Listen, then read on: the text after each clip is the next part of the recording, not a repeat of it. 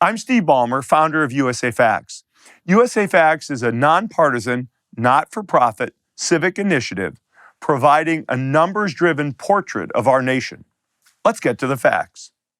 The health of our economy is in part dependent upon government policies and government action, but it's also dependent on what's going on with capitalism.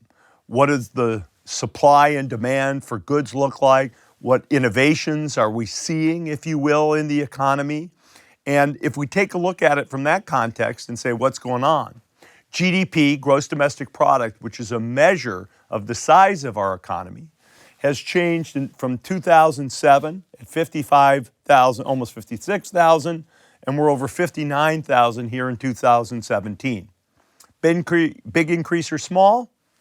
You decide.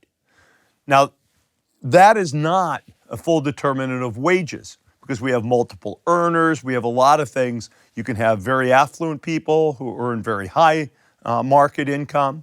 So if you look at the median wage, this is the wage at which half the people make less and half the people make more. It has been relatively flat since 2007, and that's partly as a result of the kinds of jobs our economy has created.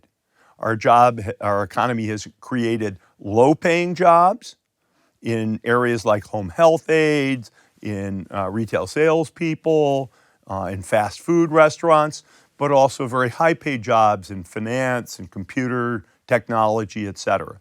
So median wages have remained relatively flat. The total number of jobs are up, great thing, but the percentage of people who are between the ages of 18 and 65 who are working has come down slightly.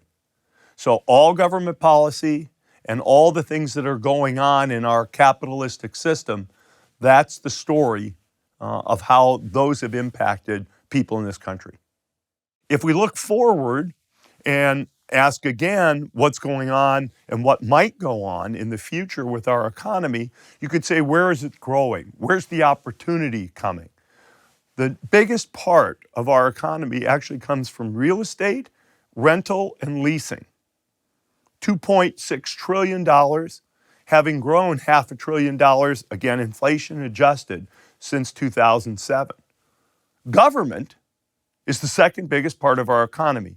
The way government gets measured as part of the economy has more to do with defense and education and less to do with transfers amongst people. Then you can look at manufacturing. People talk about it declining, pretty flat, still an important part of our economy. Healthcare, a rapidly growing part of our economy, and so on and so forth. Important to keep in mind, it tells us where the jobs and the possibilities will come from in the future. Visit USAFacts.org to explore, to get the facts, and decide for yourself.